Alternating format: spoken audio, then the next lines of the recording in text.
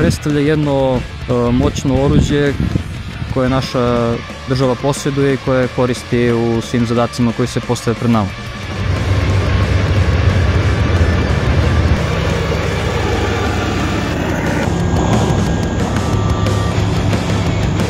Ovo danas što ste mogli da vidite su neke osnovne taktičke kolektivne radnje jednog tenkovskog voda koji može da se užbavaju ovde na poligonu u Nišu u sklopu redovne obuke koju imamo sa našim pripadnicima.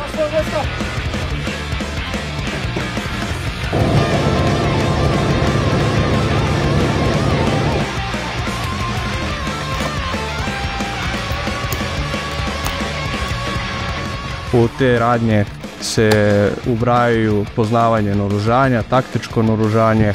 Posao da se sastoji od 3 člana, to su vozač, nišandžija i komandir.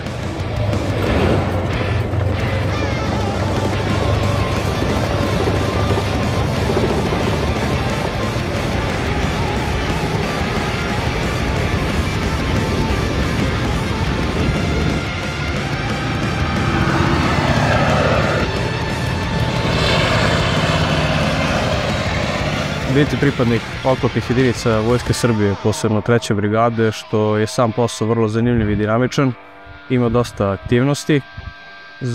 To može biti prilično za mlade ljude koji su željni novih izazova, adrenalina.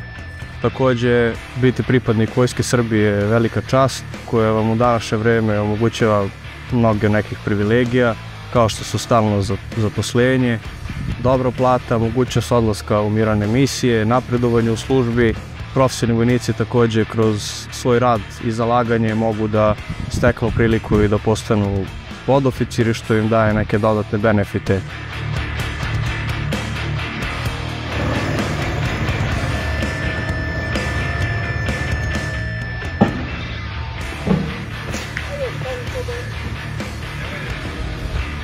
Za mene osjećaj vožnje tenka je neverovatan, pun adrenalina.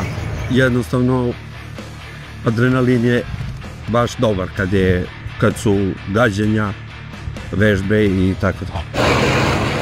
Obuka daje još veći adrenalin, još veću želju da vozite taj tenk brže i bolje.